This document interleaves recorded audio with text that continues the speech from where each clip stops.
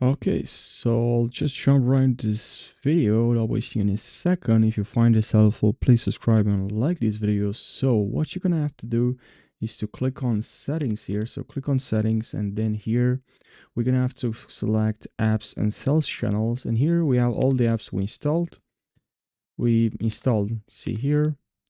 Now we can sort whatever by last access, but we can click on the three dots here if you want to install, but to install more, to search for more apps, let's click on Shopify App Store.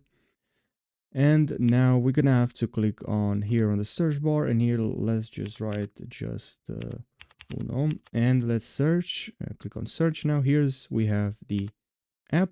We can click on the app. We can click on install.